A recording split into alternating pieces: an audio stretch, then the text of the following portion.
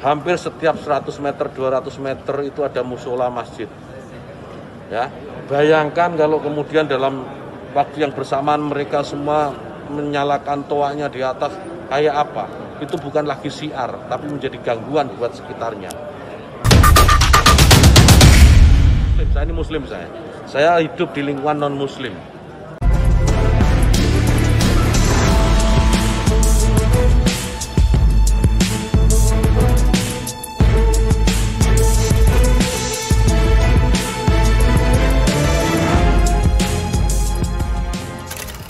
Aturan azan sekarang. Oh iya, itu kemarin kita sudah terbitkan surat edaran pengaturan. Kita tidak melarang masjid, musola menggunakan toa, tidak. Silahkan, karena kita tahu itu bagian dari syiar agama Islam, ya. Tetapi ini harus diatur tentu saja. Diatur bagaimana volume speakernya gitu. Toanya itu nggak boleh kenceng-kenceng, 100 desibel maksimal. Diatur bagaimana kapan mereka bisa mulai menggunakan speaker itu sebelum adzan dan setelah adzan, bagaimana menggunakan speaker di dalam dan seterusnya. Tidak ada pelarangan. Ini aturan ini dibuat semata-mata hanya untuk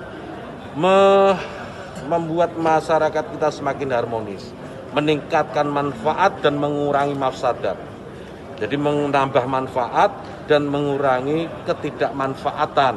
Karena kita tahu, misalnya ya, kita tahu di daerah yang mayoritas muslim, hampir setiap 100 meter, 200 meter itu ada musola masjid.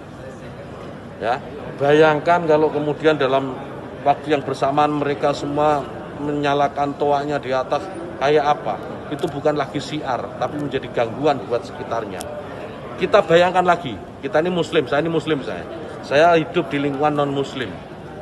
Ya, kemudian rumah ibadah saudara-saudara kita non-muslim itu bunyikan toa sehari 5 kali dengan kenceng-kenceng. Rumah ibadah saudara-saudara kita non-muslim itu bunyikan toa sehari 5 kali dengan kenceng-kenceng secara bersamaan. Itu rasanya bagaimana? Yang paling sederhana lagi, tetangga kita ini kalau kita hidup dalam satu komplek itu misalnya, kiri kanan depan belakang pelihara anjing semua. Misalnya menggonggong dalam waktu yang bersamaan, kita ini terganggu enggak?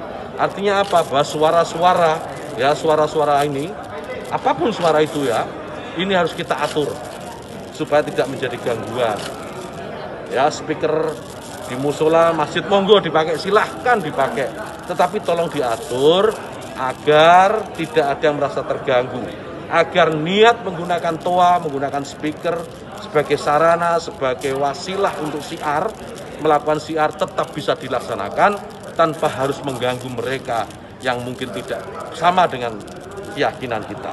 Berbeda keyakinan, kita harus tetap hargai. Itu aja intinya. Jadi saya kira dukungan juga banyak atas ini, karena di alam bawah sadar kita kan pasti mengakui itu. Kawan-kawan wartawan ini juga pasti merasakan itu, bagaimana kalau suara itu tidak diatur pasti mengganggu.